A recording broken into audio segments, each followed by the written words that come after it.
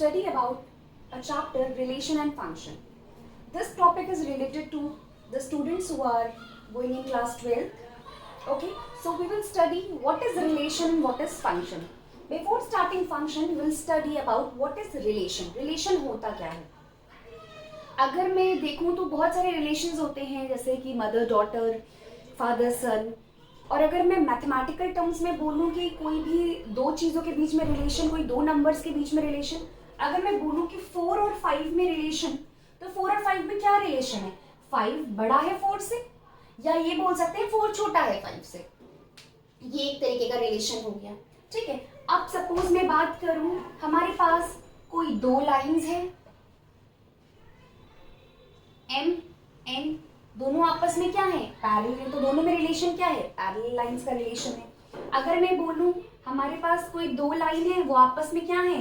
Perpendicular है. तो क्या रिलेशन है? परपेंडिकुलर रिलेशन है. तो मैथमेटिक्स में रिलेशन टर्म को हम समझाने के लिए हमने कोई भी दो वैल्यूज दी और हमने बताया कि या तो एक बड़ी है या छोटी है. ठीक है. अब हम बात करते हैं रिलेशन पढ़ने के लिए हमें एक टर्म और क्लियर होना चाहिए, वो है कार्टेशियन प्रोडक्ट. कार्टेशियन प्रोडक्ट होता क्या है? Cartesian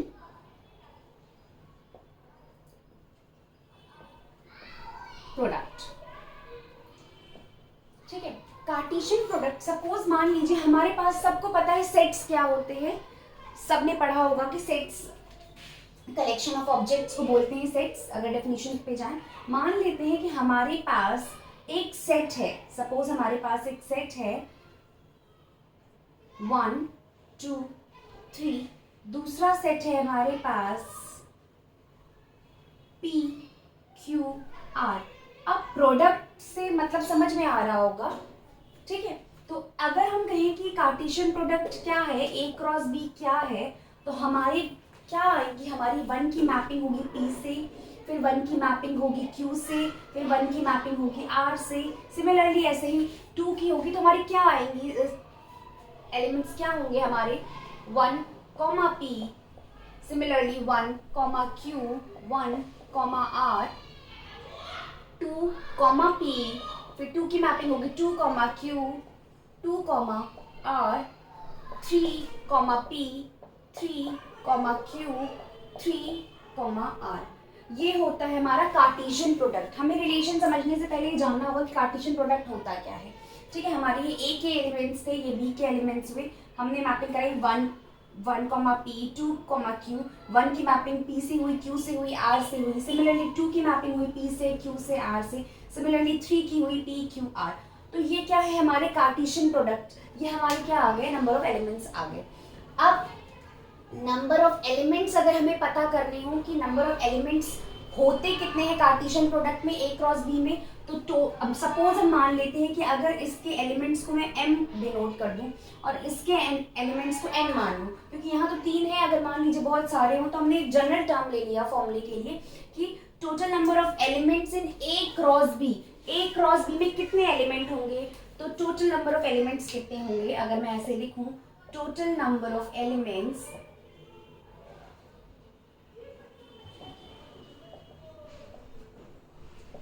M into N.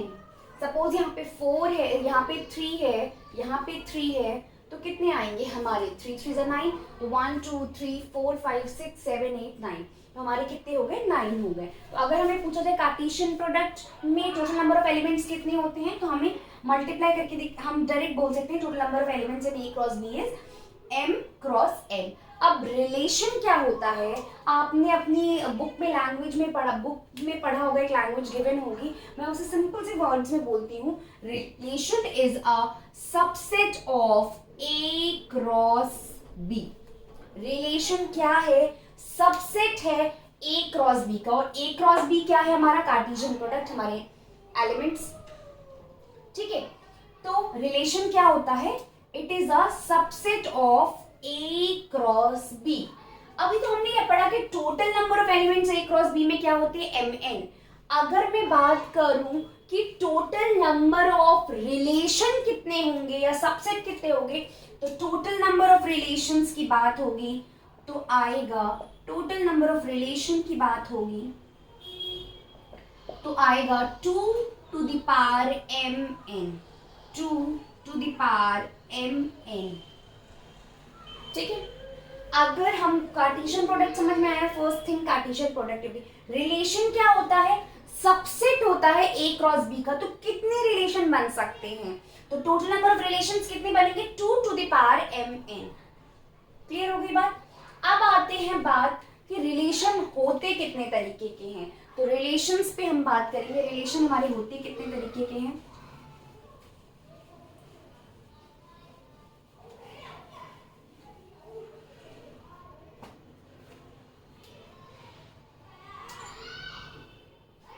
पहला रिलेशन होता है रिफ्लेक्सिव रिलेशन, दूसरा होता है सिमेट्रिक, फिर बात आती है ट्रांजिटिव रिलेशन की।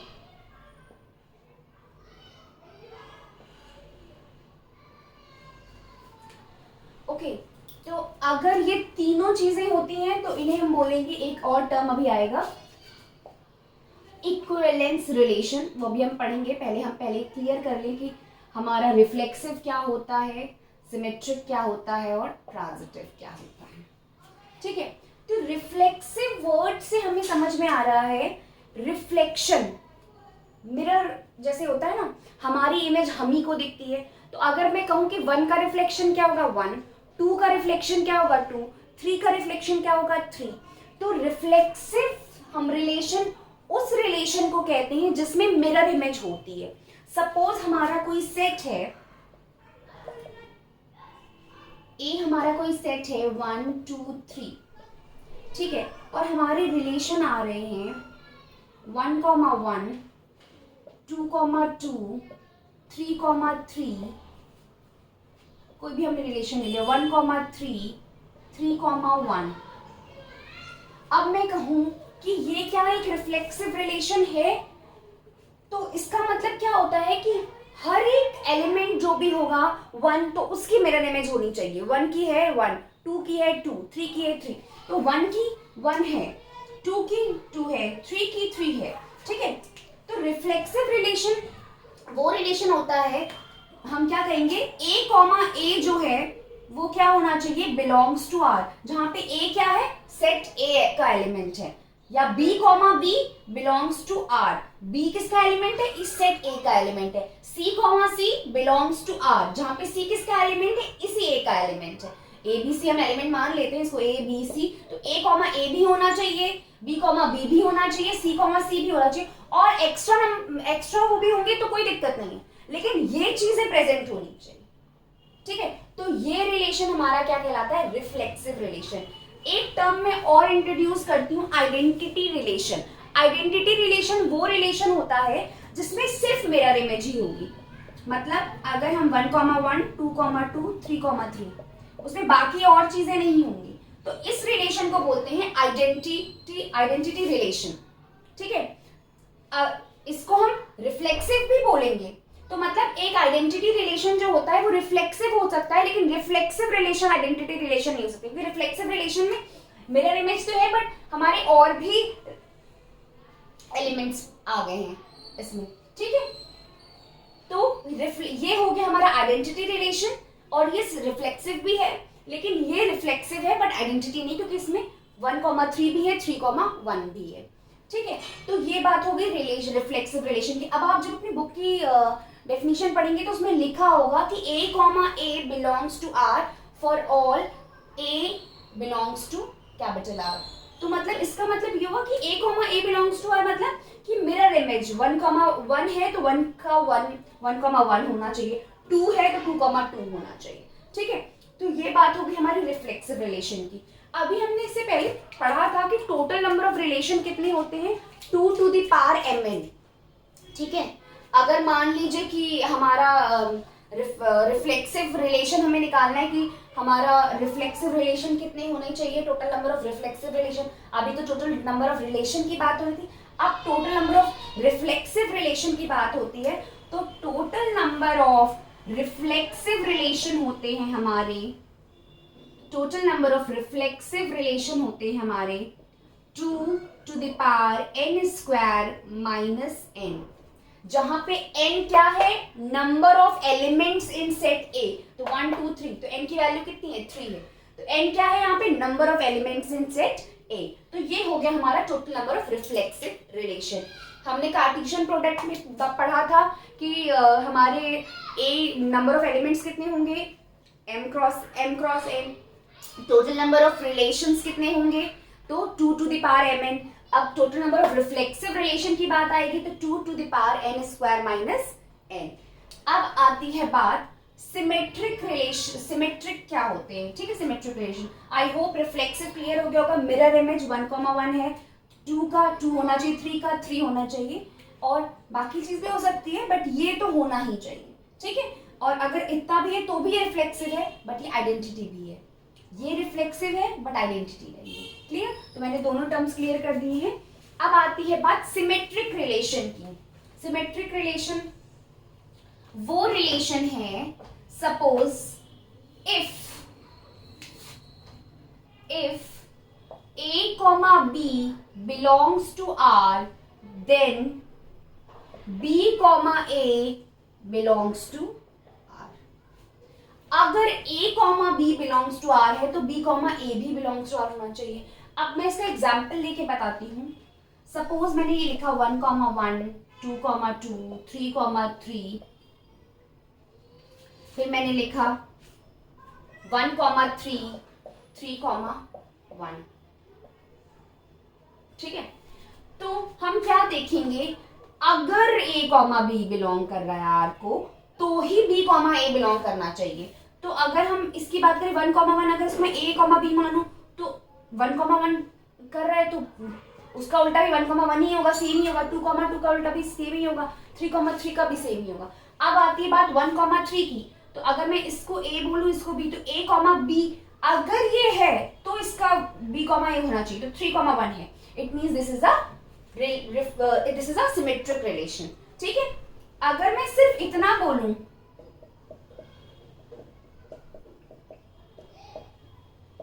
ये बोलूं इस दूसरा रिलेशन हो, तो ये तो आप लोग कहोगे कि हाँ रिफ्लेक्सिव है बट ये सिमेट्रिक भी है, क्योंकि 1,1 का उल्टा भी 1,1, 2,2, तो हर आइडेंटिटी रिलेशन जो होता है ना वो रिफ्लेक्सिव भी होता है, सिमेट्रिक भी होता है और ट्रांजिटिव भी होता है। If a comma b belongs to r and b comma c belongs to r, then a comma c belongs to r, ठीक है। अगर a comma b r को बिलोंग कर रहा है, b comma c r को बिलोंग कर रहा है, तो a comma c बिलोंग करना चाहिए r को। सपोज मैं एक एग्जांपल लेती हूं,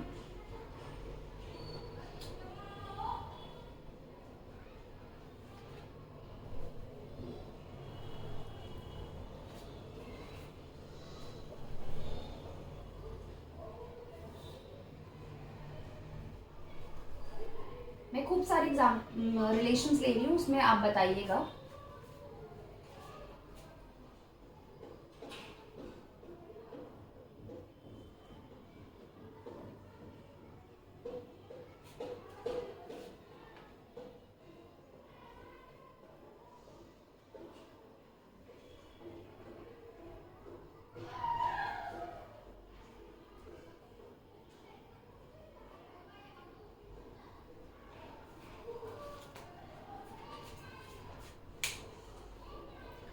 अब आती है बात पहले रिलेशन की, 1,3, 2,3, ठीक है। ये ट्रांजिटिव है या नहीं है। If a comma b and b comma c belongs to r, then a comma c should belongs to r। अगर मैं देख लूं कि a comma b ये ले लूं तो b कहीं आपको दिख रहा है यहाँ पे, 1,3 है, कोई ऐसा है जो 3 से स्टार्ट हो रहा है, नहीं है, स्टार्ट हो रहा है ना। तो अब आप ये कहेंगे कि ट्रांजिटिव नहीं है, नहीं ये ट्रांजिटिव है। बिकॉज क्यों ट्रांजिटिव है, क्योंकि a कॉमा b तो r में बिलोंग कर रहा है बट b कॉमा c जैसा कुछ है ही नहीं। जब वो है ही नहीं तो हम ये देखेंगे कैसे कि a कॉमा c है कि नहीं।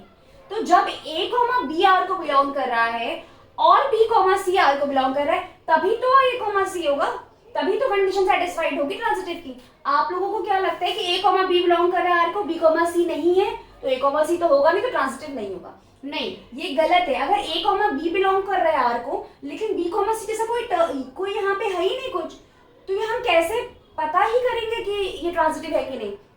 पता करने के लिए तो दो कंडीशन होनी चाहिए। अगर एक ही कंडीशन है दूसरी है ही नहीं तो हम पता ही नहीं कर सकते। It means that it is transitive.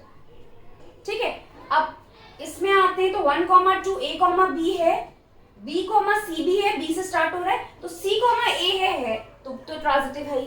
अब आती है बात रिफ्लेक्सिव की।